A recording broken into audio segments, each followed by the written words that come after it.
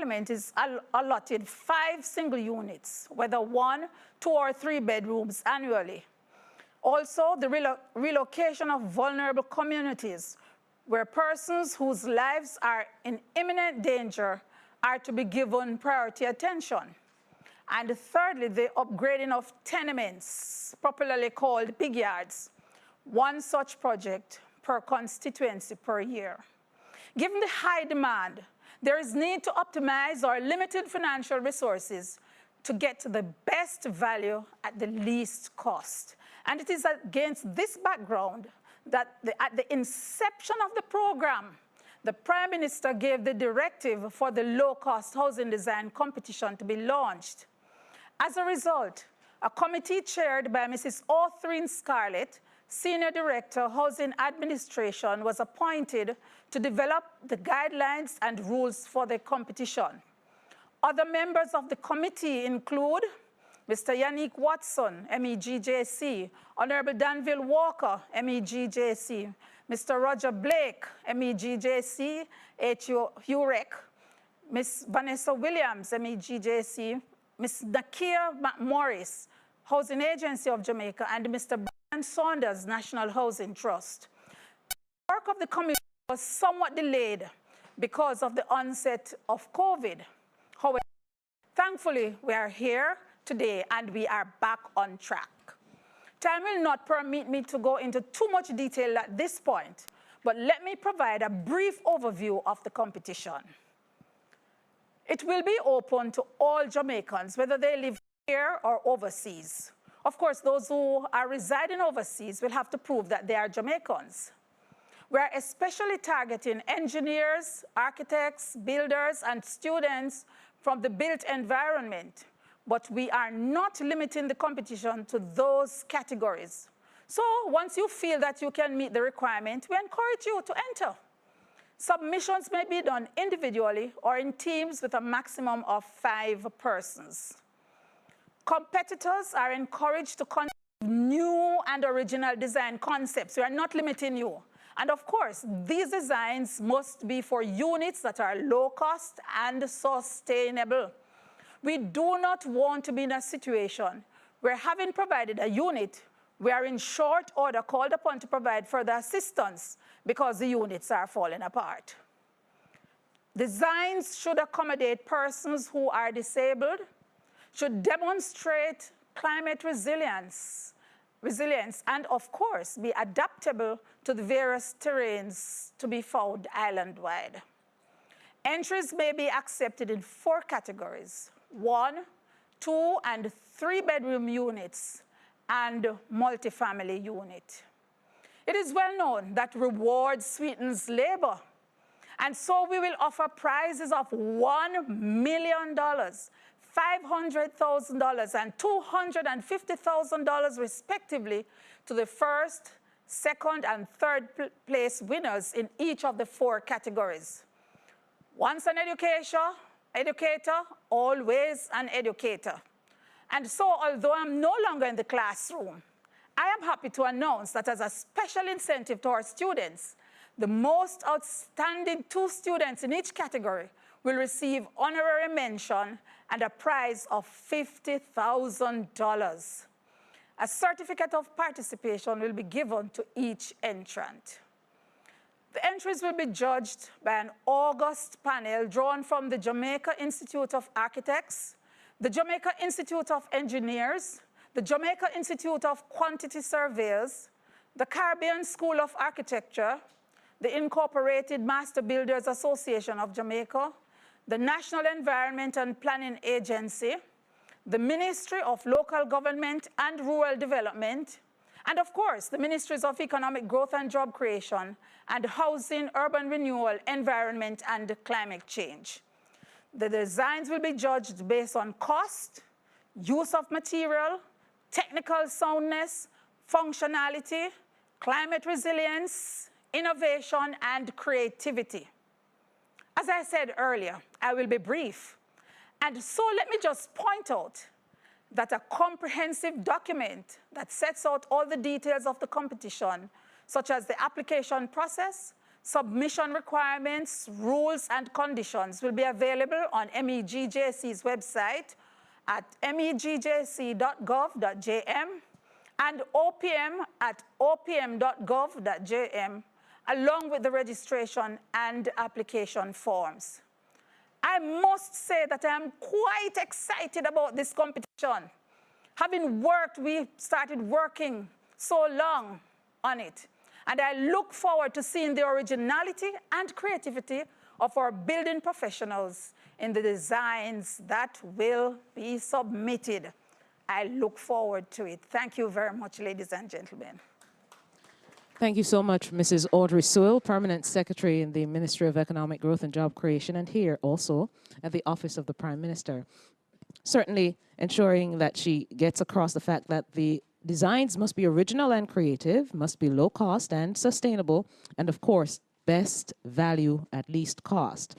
And so without further ado then, let me invite Mr. Lenworth Kelly, the President of the Incorporated Master Builders Association, one of the partners here, to endorse the program. Good morning, everyone. Honorable Prime Minister Andrew Holnest, Minister Desmond McKenzie, Minister Faval Williams, and Minister Pernell Charles Jr., Permanent Secretary Sewell, and Chief Technical Director Yannick Watson.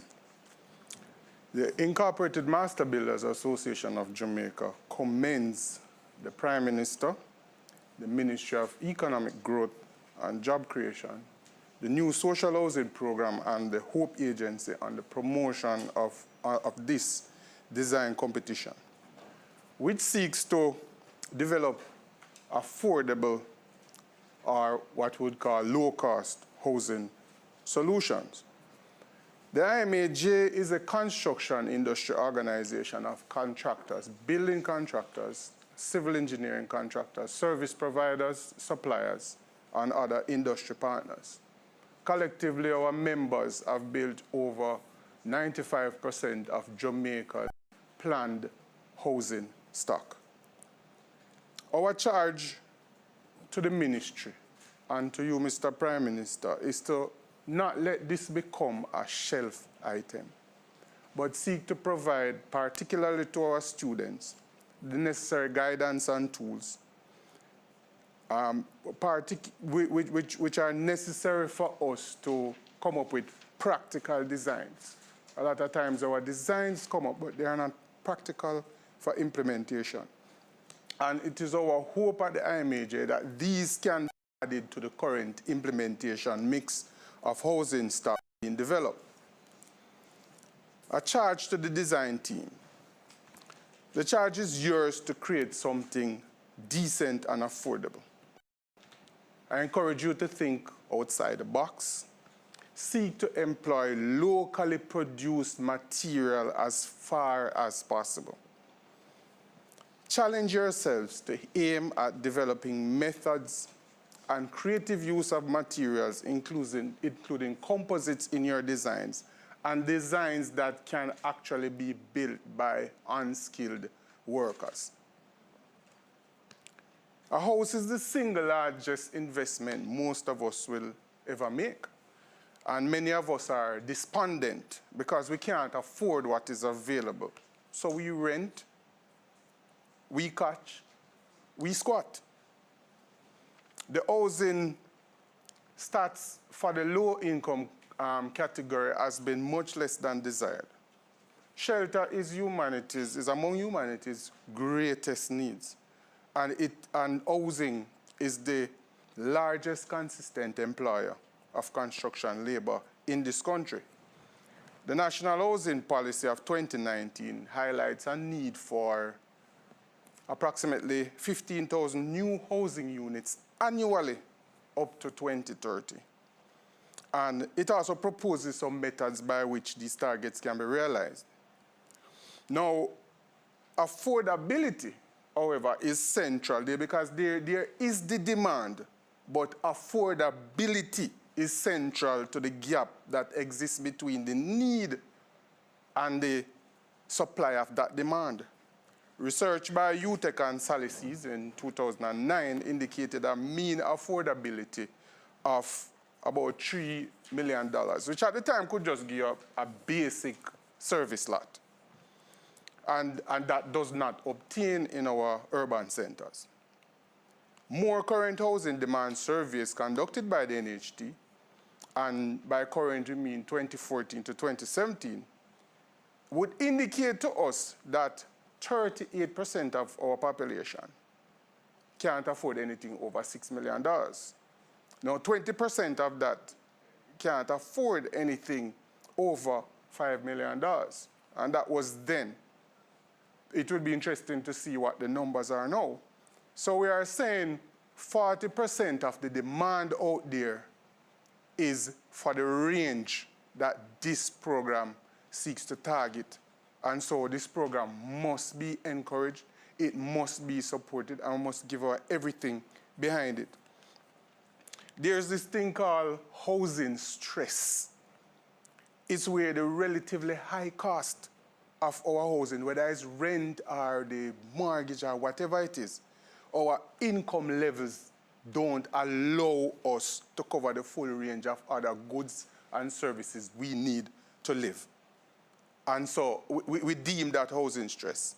And it is really if your income, and it's largely for those whose income fall in the bottom 40% of income distribution. So we want to challenge everyone, whether you are in the design, whether you are providing advice, whether you are on the agency side, whether you're a student or a professional, challenge yourselves to seek housing solutions to satisfy this most basic of human needs. We must see housing as an investment in our people. Too many Jamaicans live below the poverty line, and housing is a means for them to rise above that. Let us work to use even housing to make Jamaica the place to live and raise families. I thank you. Thank you so much, Mr. Kelly. Excellent synopsis there, and of course endorsing and challenging those who will participate to create very, very affordable low-cost housing. Our next speaker to bring us greetings this morning, a young minister. He has taken on to his portfolio very well, and he comes to speak as the Minister of Housing, Urban Renewal, Environment, and Climate Change. Ladies and gentlemen, the Honorable Pernell Charles Jr.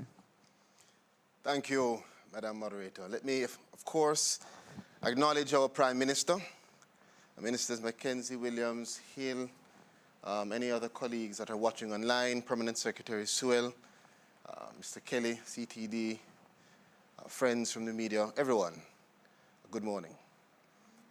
You know, I listened a while ago, and if housing is an investment in our people, this competition is a reflection of the partnership that is needed for us to achieve our goals for our people.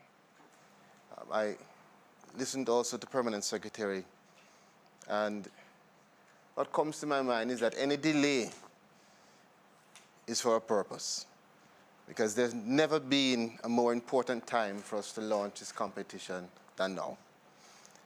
And so I don't see it as a delay, I see it as God's timing. Given all that we have gone through as a country, as a global society, the need for housing has really been exposed and revealed as critical. When we are telling people to stay home, it compels us to really think about the structure of that home and the several issues connected to that.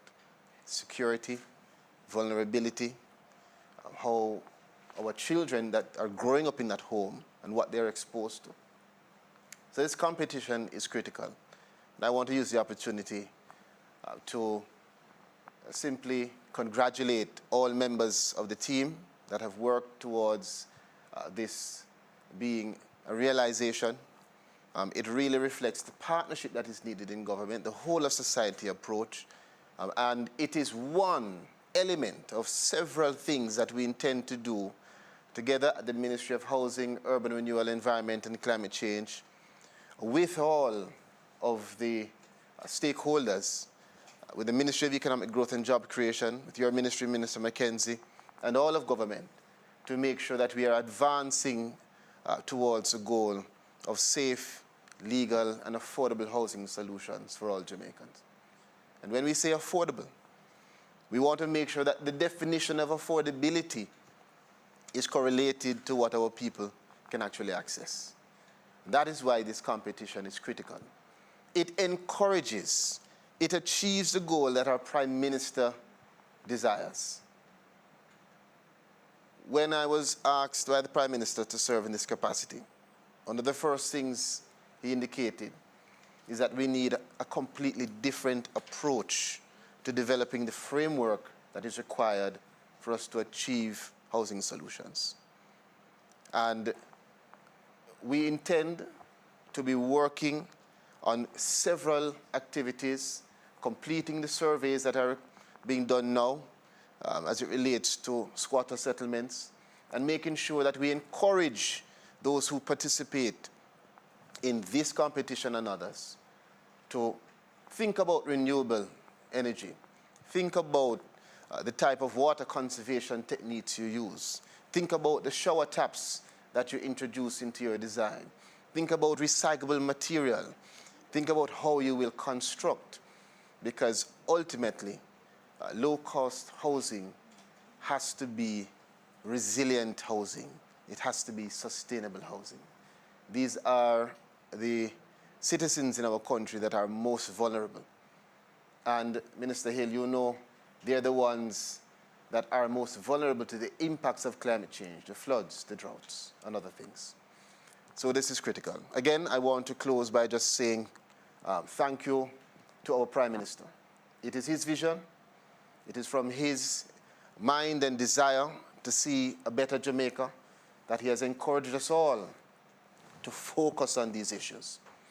I want to congratulate Permanent Secretary Sewell and the team from MECJC and all who have worked so hard on this housing competition as we look forward to several elements that will achieve the goals for our country.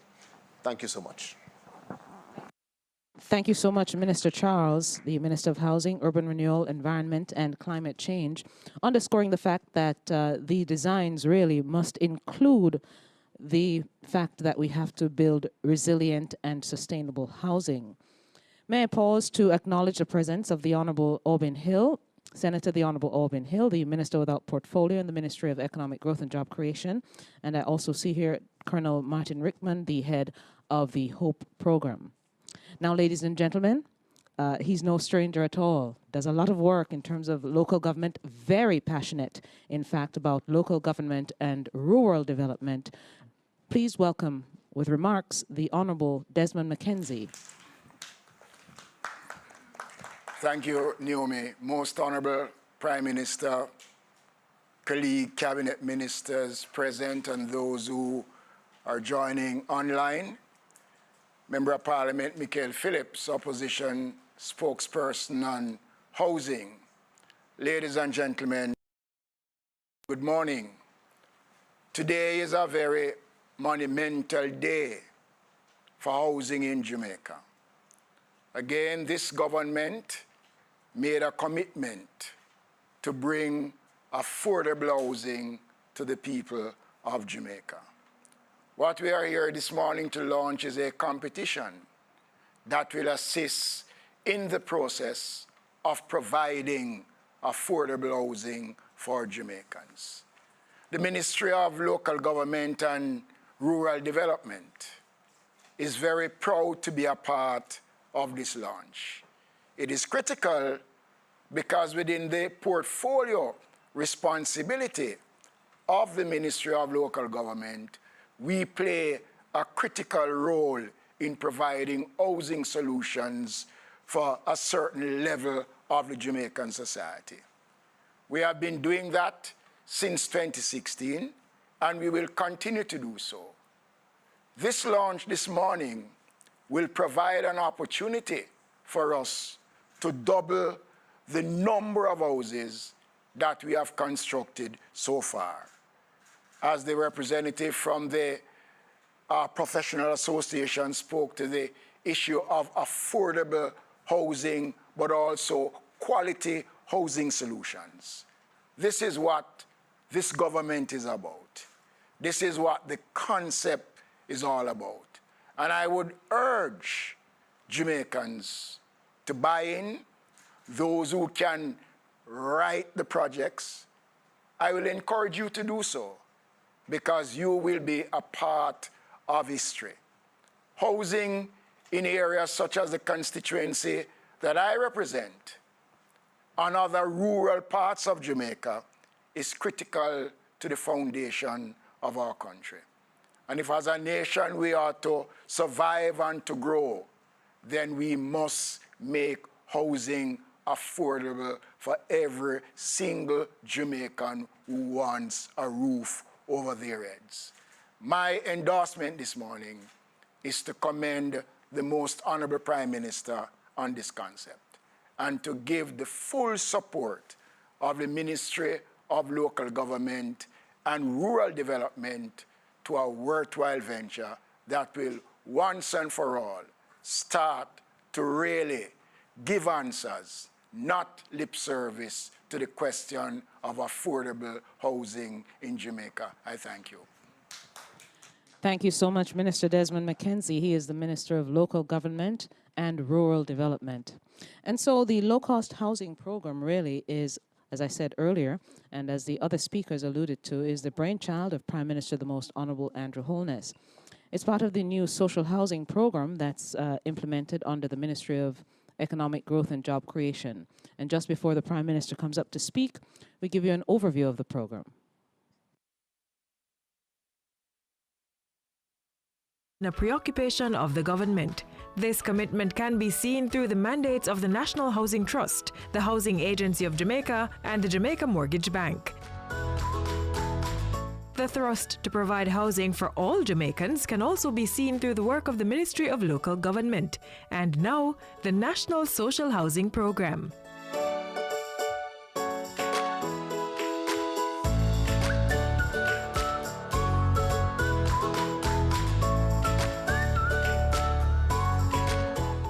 The National Social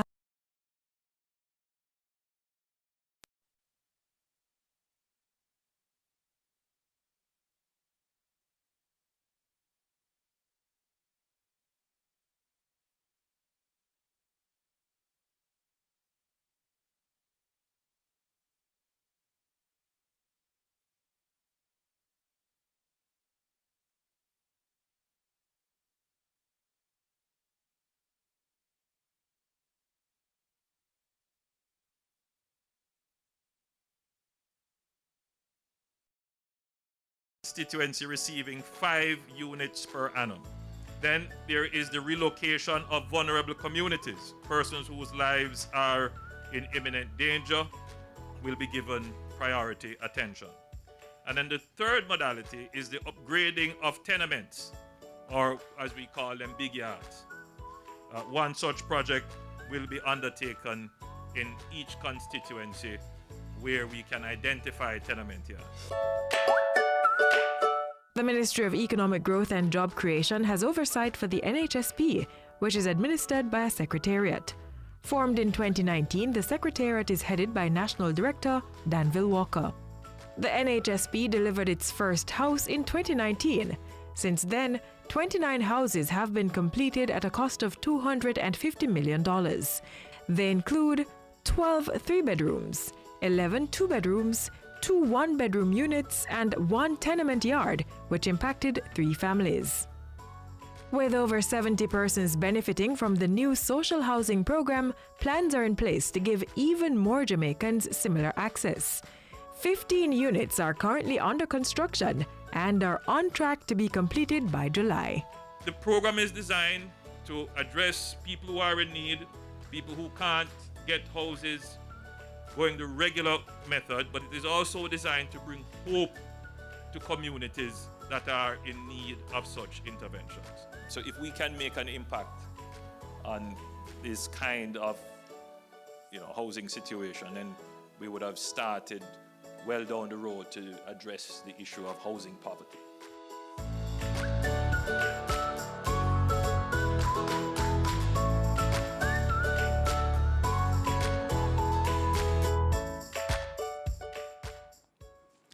And so the man who is very passionate about bringing affordable housing to Jamaicans, of course, being part of history, as Minister Mackenzie said, but also transforming Jamaica one project at a time. Ladies and gentlemen, the Prime Minister of Jamaica, the Most Honorable Andrew Holness.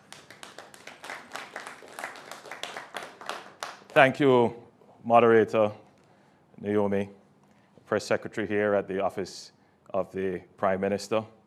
And let me acknowledge my ministers who are here, the Minister of Local Government, the Honorable Desmond Mackenzie, the Minister. How are you, Minister? I see the smile on your face through the mask. Kids will be able to go back to school to get ready for their exams. That's a bit of good news. And then, of course, he was described as a young minister. I will have you know that I am just a few years older than he is. How are you, Minister Charles? Good to see you. And of course, Orbin, you're past that stage. Which stage? And Minister Hill, good to see you. Permanent Secretary Sewell and your team, good to see all of you here. Mr. Kelly from the Master Builders Association. For those of you who are joining us virtually, welcome. Let me especially acknowledge Mikhail Phillips, the opposition spokesperson on housing. And all our viewers who are joining us via social media, whether you're in Jamaica or overseas, welcome. Now, let me start with a point made by Mr. Kelly, the charge that you gave to the government. Don't allow this competition to be won and then placed on a shelf somewhere in some ministry. I found it strange that that was an admonition, because the genesis of this project was indeed the success of the competition that was launched for the design of our parliament. And you will know, Mr. Kelly, that not only was the competition staged and it was well received and there was great participation, but that the design is now actually being brought into fruition. It will materialize because we have taken the design and it is now being, well, almost complete in terms of the detailed architectural engineering and other designs that are necessary. In fact, the Minister of Local Government will tell you that he got a special mandate to ensure that all the necessary approvals were given, and so that stage is complete. So the drawings are complete, the approvals are complete. There are some other stages to go through. So we are not going to take the public resource to develop a competition for academic purposes. In fact, what we're trying to do is to get the architectural, the planning community, the environmental community to take the vast knowledge that exists, both globally and of the local circumstance, and infuse it into practice to solve real-world problems. And that's what we're trying to do. So whatever solutions that come up, even those solutions that don't win, the government will benefit from having the knowledge that is there in research and academia applied to real-world problems, and then the government would take that application, put it through our bureaucracy, and then have it implemented.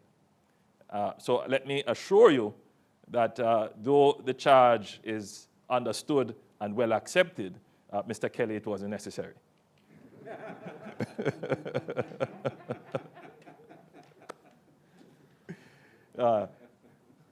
But the point is made. We have gone through too many such exercises and nothing comes of them.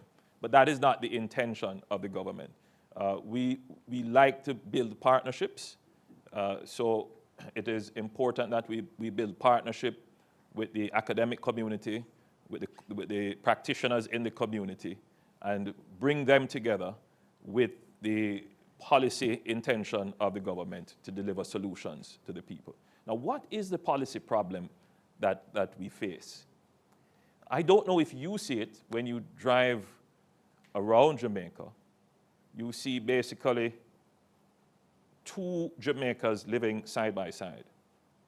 One Jamaica that is as a result of structured planning of communities. And then right beside it is another Jamaica, which is the product of unstructured settlement and development. And the two Jamaicas coexist.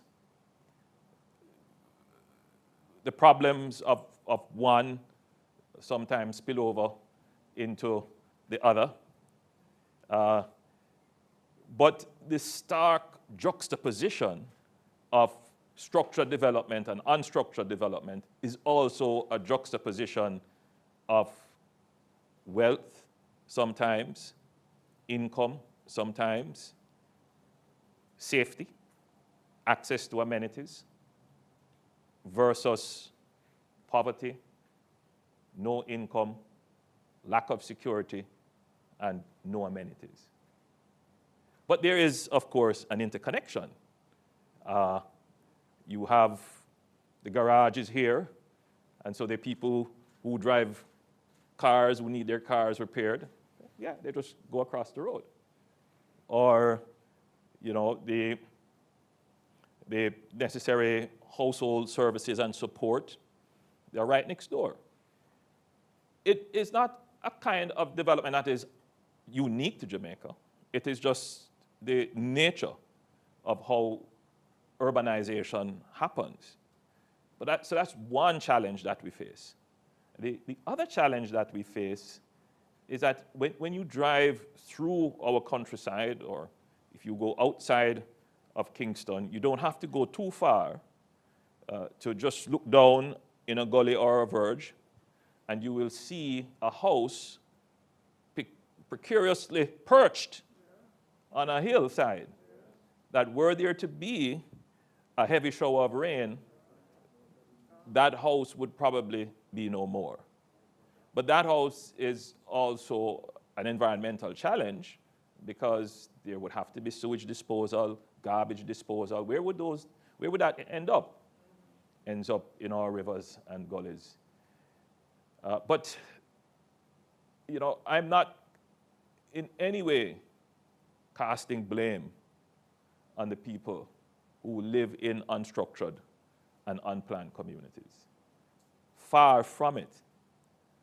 The idea of addressing the problem frontally and speaking about it, even at the risk of being criticized, because within the social dynamic of the country, whenever you speak about issues of poverty, you are being criticized, or you face the risk of being criticized of being unsympathetic. And I think that the greatest trick that has been played on the poor of the country is that and I call it the politics of poverty, is that the people who represent them would never confront them with the issues of poverty. And I've always, you know, I've always been clear about this issue. I was born in poor circumstances. I was born in Spanish Town, 56 Cumberland Road, just down from the Grassyard Market, in a board house, a 2-bedroom board house. So I feel that I have the right to speak about poverty and the conditions of the poor. And what I would like to see happen is to transform the Jamaican landscape. No Jamaican should have to live in an unstructured and unplanned community. But there are vested interests in keeping structured and unplanned communities. What if we had the opportunity to say to a community, and I'm not going to call any community's name because you're going to hear all kind of criticisms that we are stereotyping communities. But let's say there was a community across from a very critical national asset, such as a hospital. And that community was unplanned. And all the issues that have to do with unplanned communities affecting this national asset, let's say a hospital. And let's say the government decided that we really should, in a structured way, in an equitable and fair and just way, for the national good, say to the persons who are poor, who are living in this unstructured, unplanned community, let us form a partnership. Let us have a social contract about relocating you into better circumstances. Could that be done? I don't think it is beyond us to do it. But the real question is our politics of poverty ready for it? People will stand up in Parliament and say, yes, we agree, there should not be informal, unplanned, irregular settlement, but the next day, go somewhere else and say, no, you should move. So the real question, it's not whether or not we can do it, we have the wherewithal to do it.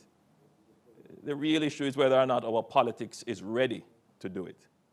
Until the politics is resolved, there are some other issues that need to be resolved. How can we build houses that are affordable for the persons who are living in unplanned and unstructured communities? So how can we build houses that have proper roads, proper sewage disposal, proper municipal waste disposal, electricity and water, and broadband internet,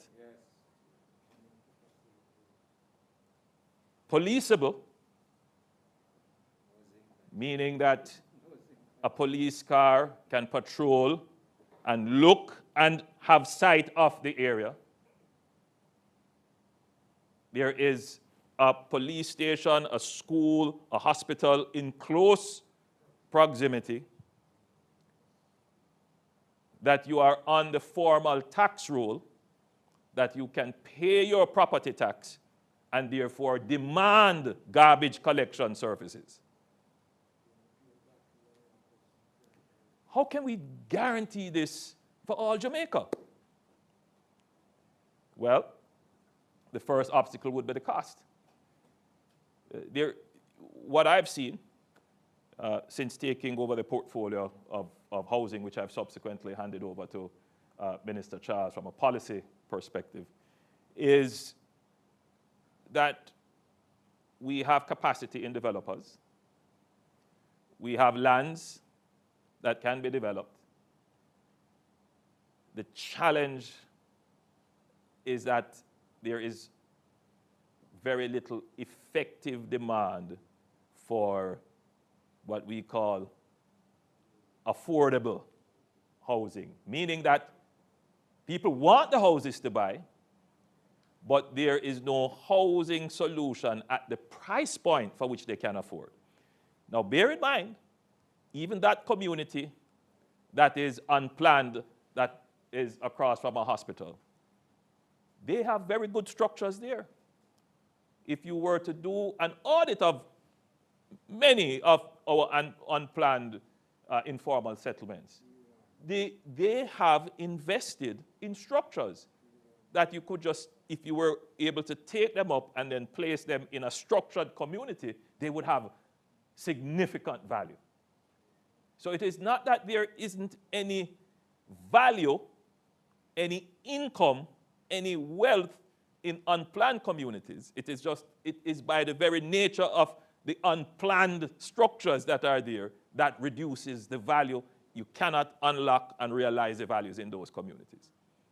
So if we could enter the market for housing, become a true market maker for low-income affordable housing, then we would begin to solve the housing problem. Can you imagine a situation if you're 25 now, and your girlfriend, she's pregnant now, baby is going to come on the way. You're a taxi driver, you're maybe a bus conductor, whatever your job. And the contemplation is now, where am I going to shelter them? Where am I going to put them to live? Well, I could go to my mother and say, listen, you see that spot right at the back of the yard there? I'm going to get some ply and some 2x4, and I'm going to build up a little one room there. And that's the situation right across Jamaica. Or I might see a piece of land there, and I don't know who own it, but nobody don't seem to claim it. So I go and drive a stake there. And one room start out as a boardroom, then 10 years down the road is a 2-story concrete structure. And you know the story. It's the Jamaican story. We know it. But how can we change that? By giving an option to that 25-year-old whose girlfriend is now pregnant and he has to be thinking about shelter. That, instead of doing that, the little stream of income that I would take to build up the house over time, NHD is there for mortgage, but there is also a solution that is in my price point. And that is the real crux to the problem. How to get the housing solution down to the price point where persons can afford it. Now, we started a program called the New Social Housing Program. It's designed to address housing for the absolute poor in the country. Indigent housing, housing in tenements, and housing for people who are at risk.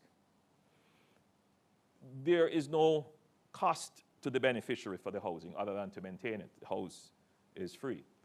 And we are doing it on a per constituency basis. And so far, we have 44 houses either completed or under construction, which works out to somewhere close to 70 other rooms being built. We have completed 1 tenement yard so far, where 3 families have gotten a 2-bedroom house to live in. Now, it might sound small, but the impact is large because these houses that we are changing, sometimes a household can go up to 10 or more. So it's impactful. And I have made a point of duty to go to the handing overs to see, as you would have seen from the video that was played earlier, to see who the beneficiaries are and so forth. Now, what we have learned from this exercise, it's social housing, but what we have learned is that terrain adds to cost. And Jamaica is not flat. And the flat lands are oftentimes agricultural lands. And so there's going to be a competition between land for housing and land for agriculture. And once you start to get into uneven and hilly terrain, the costs move astronomically. The other thing that we learn is that, Jamaica is not all sewed. So whenever you're going to be building, you have to contemplate the cost of sewage. So the disposal of sewage adds to the cost. Whereas if you had planned communities, then that would be just a fraction of the cost to consider, just to move from your first manhole to connect into the sewage. Now you have to build this, pits and reed beds and so forth, biodigesters even and so forth. And then water. Water, again, is a problem depending on where you go, because we have not run water mains all over the country. And for unplanned communities especially, by definition, water mains weren't run there, they weren't planned. So you have to put in water storage. Those things increase the cost of the social housing even more. So the basic block and steel unit that's a standard cost. But the other costs increase the price significantly. Now, in unplanned communities, they don't consider sewage. They don't necessarily, so these other factors that you would have to put in place in a planned community aren't always considered in an unplanned community. So the question for us is, how can we design a housing solution that incorporates the environmental issues? So you would deal with your sewage, your waste disposal, water collection. You're not close to a river bank or precariously perched on an unstable slope, things like that. How do you build as well for aesthetics and for comfort? The housing solution experience that we have had in communities like Portmore and so forth, the general complaint, they are hot, they are solid concrete, and they absorb heat, they hold it and release it. So materials are important. What materials can we incorporate into the building of homes that will increase comfort, but at the same time reduce cost? Now, in Jamaica, a cost which we don't usually identify, but which is a significant cost in housing, is security. So, and when we say security, we're not talking cameras. We're talking every house has to have a boundary wall and a gate, and every house has to have a grill on the door and the windows. Those are costs. There are many communities around the world where there are no boundary walls, there are no gates. We have there's just a different respect for property and privacy of persons. But in our environment, security is a concern, and that adds to the cost of the house. So how do we use materials that are not just comfortable, and materials that are environmentally friendly, but also, for many Jamaicans, the consideration is, can it stop a bullet? That's just the reality of construction and building. But we have to get away from that. So you can see why it's so important to increase security and safety generally in communities. That will also reduce the cost of construction.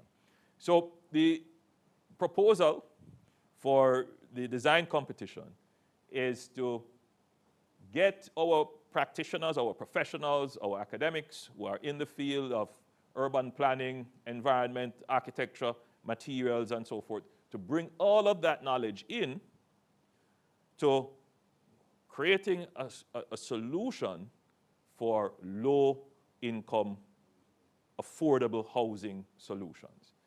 Right now, the average price for the unit we are constructing using traditional methods would be $78 million. Now, the 25-year-old bus conductor, carpenter, mason, $8 million is a lot.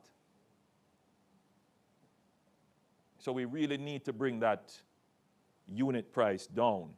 Now, the unit price is important in the whole equation, but the real issue would be, could he access a mortgage, and what would be his down payment? I think we have the access to mortgage issue relatively solved with the NHT as it is. So then the other part is, how do we get the starting price of the unit down so that the down payment itself is smaller? So that's what we're trying to solve.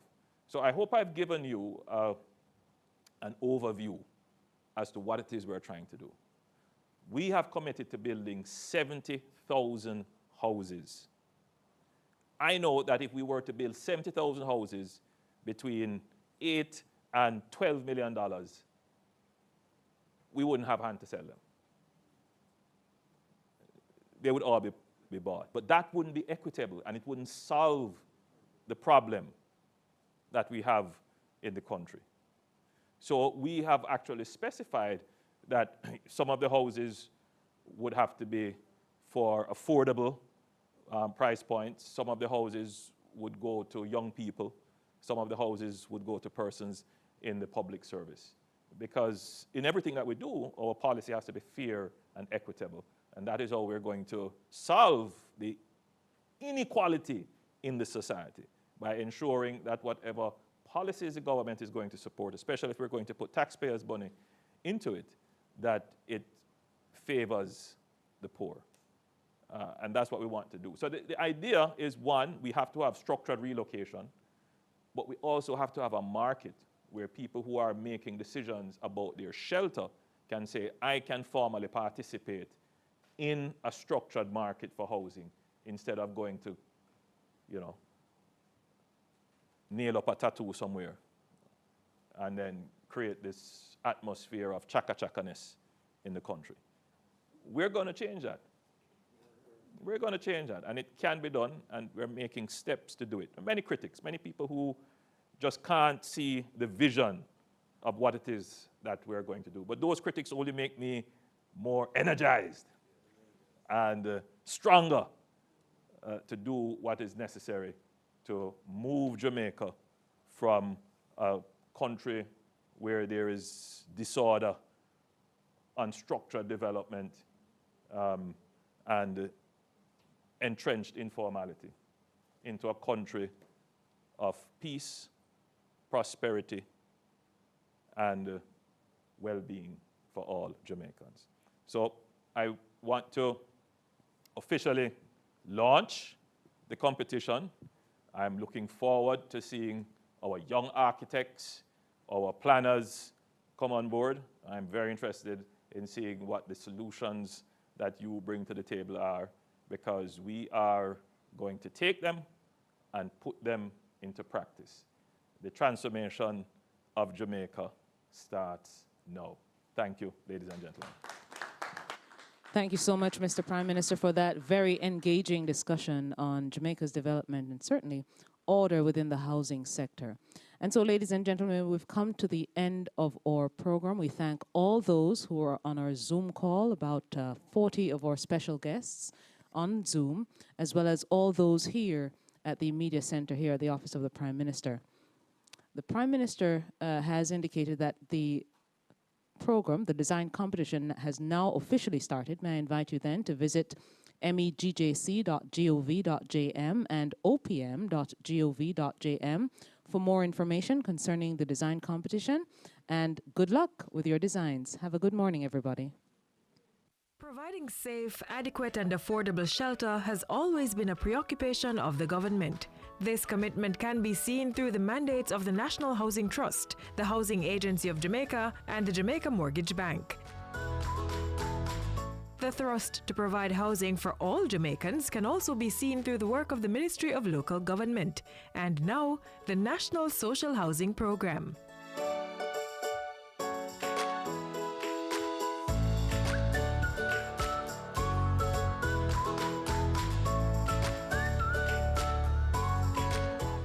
The National Social Housing Program is an extension of the Housing Opportunity Production and Employment Program, HOPE.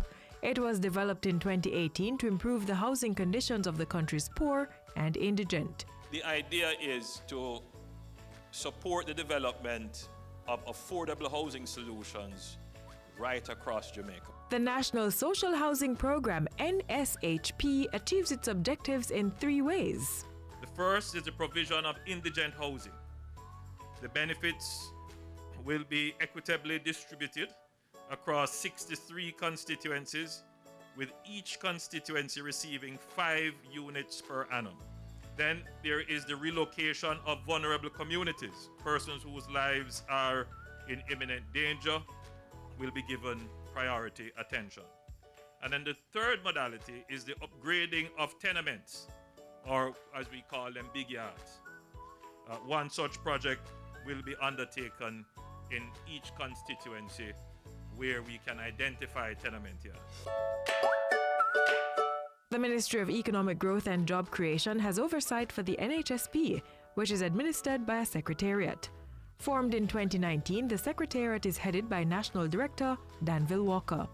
The NHSP delivered its first house in 2019. Since then, 29 houses have been completed at a cost of $250 million. They include 12 3-bedrooms, 11 two-bedrooms, 2 one-bedroom units, and 1 tenement yard, which impacted 3 families. With over 70 persons benefiting from the new social housing program, plans are in place to give even more Jamaicans similar access. 15 units are currently under construction and are on track to be completed by July. The program is designed to address people who are in need, people who can't get houses going the regular method, but it is also designed to bring hope to communities that are in need of such interventions. So if we can make an impact on this kind of housing situation, then we would have started well down the road to address the issue of housing poverty.